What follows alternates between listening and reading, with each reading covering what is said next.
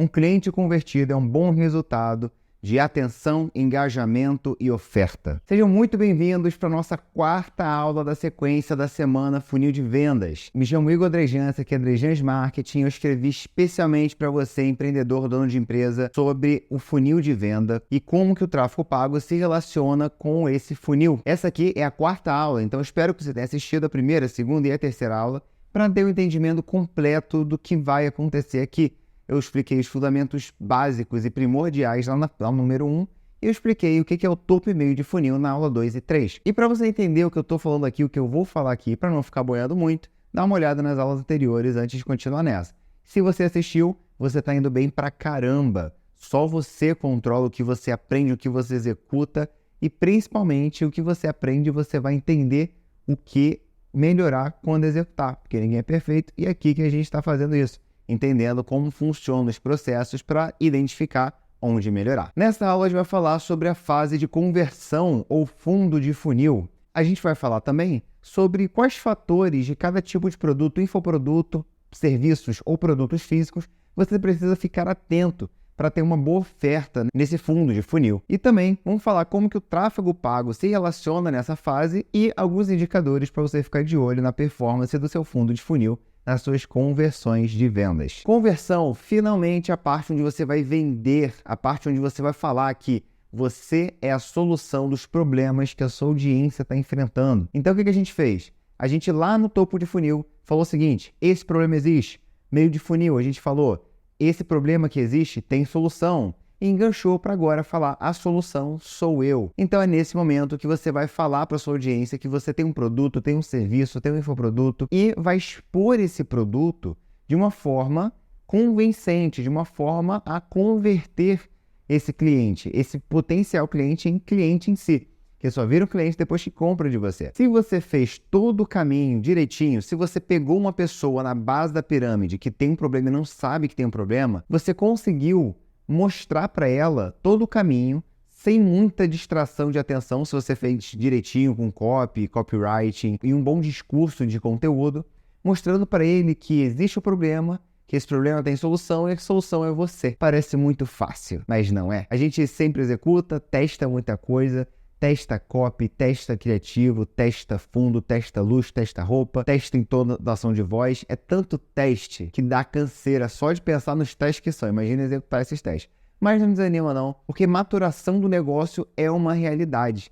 E você precisa entender que assim como a gente cresce, fica bebê e aprende primeiro a engatinhar para depois poder andar, correr e pensar no futuro, em ser um adulto com consciência e responsabilidade, a gente teve que aprender a cair. Então, é aqui que a gente está aprendendo a cair nos negócios, sabendo que existe funil, que existem vários fatores, vários pilares que influenciam os fatores dentro de cada modelo de negócio e você vai pegar o engateamento do negócio por aqui. Quando você fala que vai curar a dor do seu lead, né, a dor do seu potencial cliente, quer dizer que você tem posse da pílula que esse seu potencial cliente vai tomar para resolver a dor dele. Seja essa pílula algo que ensine o seu potencial cliente a executar uma atividade que ele não sabia, seja essa pílula um serviço que o seu cliente não estudou uma faculdade para executar, que é o exemplo de contabilidade, né? Ou um produto, uma pílula mesmo de remédio, se tiver com uma dor, mas assim, uma ferramenta que você vai vender, por exemplo, martelo,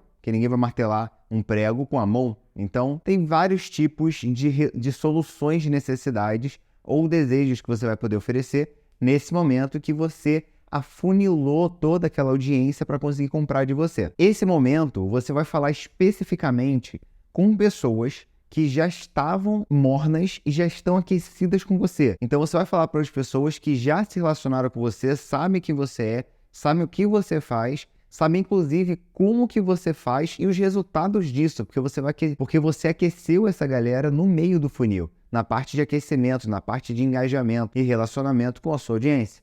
Então, nesse momento, você vai ser bem mais aberto, bem mais direto, de forma intencional e objetiva. Como assim? Quando a gente fala sobre o assunto vendas, é um mundo à parte.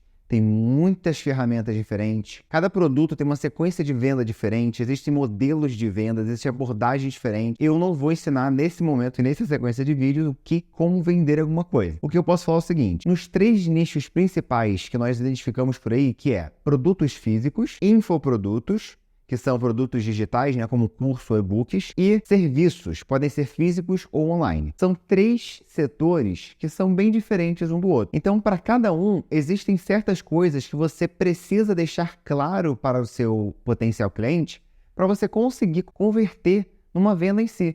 Então, que coisas são essas? No nicho de infoproduto, nós temos uma sequência interessante de elementos, que são promessa, prova, história, dores que resolve, preço e garantias. Promessa é o que você está prometendo ao entregar aquele infoproduto. Então, se é um curso sobre como fazer crochê em meia hora, você está prometendo isso.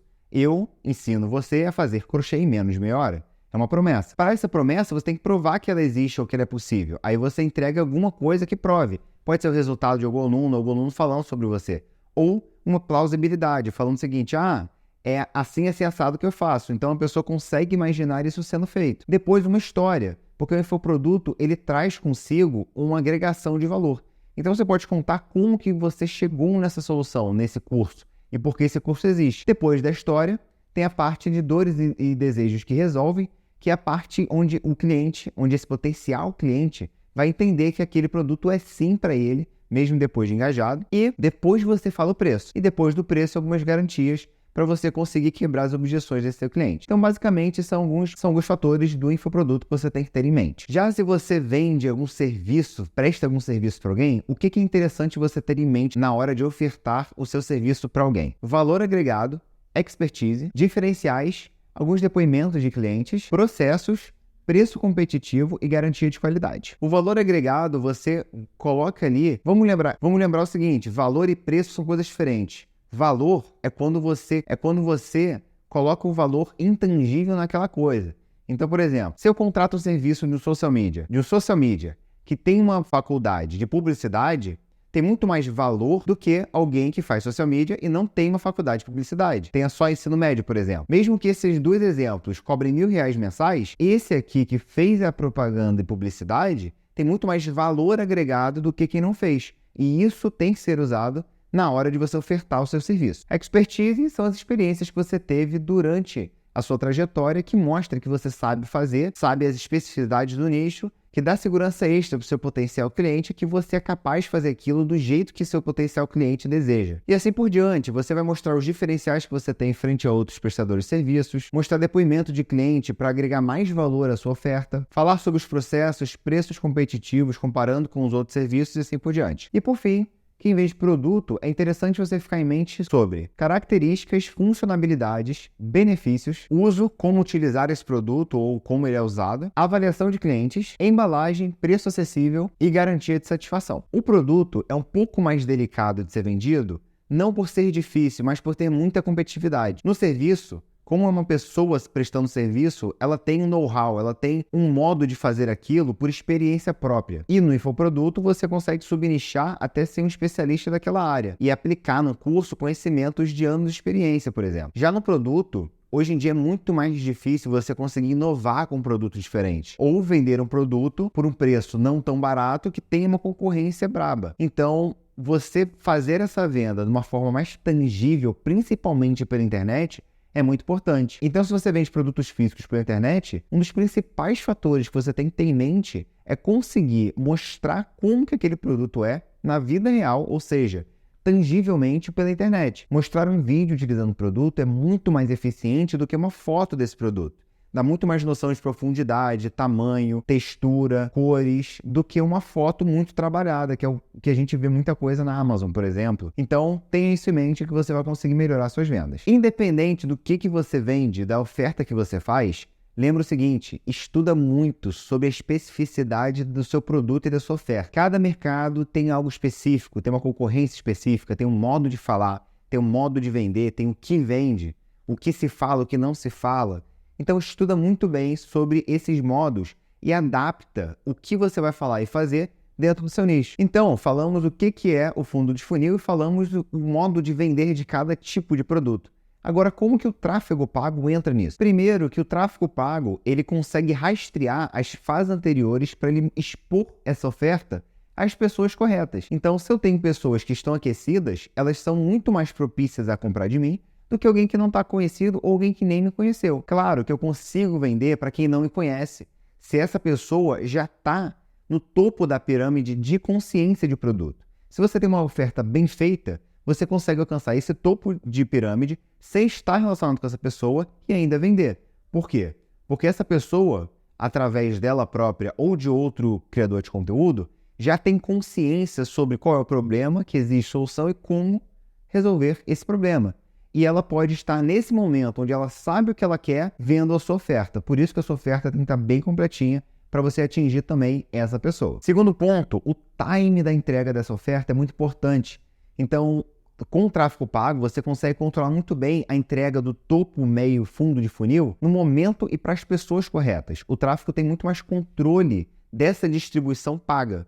Então, esse time é muito importante para você conseguir converter com mais eficiência quem recebe suas ofertas. Terceiro, o tráfego pago, ele consegue entregar a sua oferta no melhor local possível. Você consegue pensar onde que a sua audiência está no momento que ela decide comprar, onde ela está mais confortável para decidir a compra. Pode ser, dependendo da sua audiência, pode ser no YouTube, ou pode ser no Instagram, ou até pode ser em algum site que eu esteja pesquisando. Nesse momento onde ela está querendo decidir o que comprar, você tem que aparecer.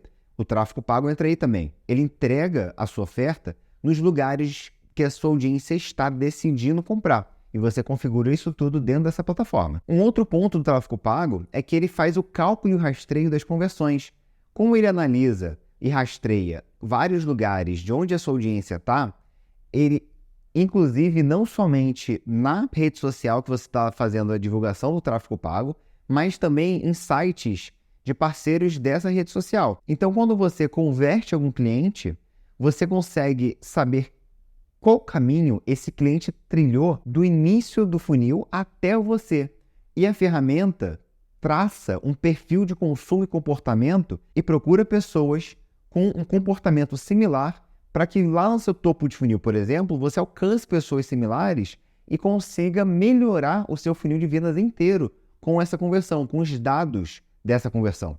Então, o tráfego pago, ele não só rastreia e divide e segrega, ele tem inteligência de comportamento do consumidor. É muito crucial que para você conseguir escalonar e crescer no seu negócio, você não deixe de fazer tráfego pago. Põe isso na sua cabeça. Finalizando aqui o fundo de funil, alguns indicadores para você ter em mente e poder saber se o seu fundo de funil está performando bem ou não. Taxa de conversão de leads. Lembrando que lead é alguém que deu algum contato com intenção de consumir de você futuramente. Taxa de conversão de leads é a porcentagem de pessoas que compraram de você depois de ter dado um dado deles. É uma porcentagem. Custo por lead. Quanto custou você fazer uma campanha de conversão dividido por o número de leads que você conseguiu captar. Quando você capta um lead, você já fez uma mini oferta lá no início. É um tipo de estrutura de funil de vendas. Então você divide tudo que custou para você pegar um lead, dividido pelo número de leads. Quanto mais barato esse lead, mais eficiente está a sua campanha. Mas não se engane querendo muito lead barato, sem ele estar bem encaminhado, sem ele estar bem alinhado com o que você vai vender. Eu posso pegar todos os leads do mundo,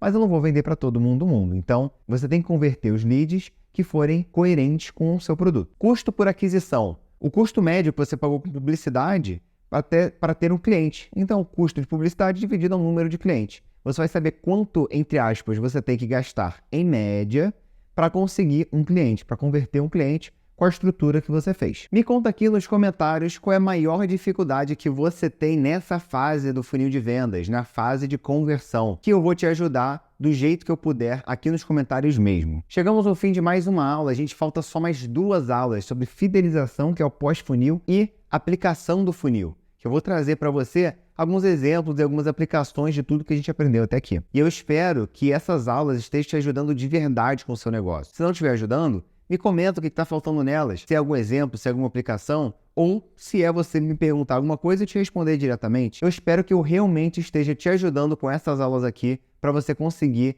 melhorar os seus negócios. Me siga aqui em todas as redes sociais ou o que for mais conveniente para você, todas elas são @drejansmarketing, como está escrito aqui na tela. A próxima aula vai ser sobre a reabertura do funil ou o relacionamento com o cliente. Te vejo lá.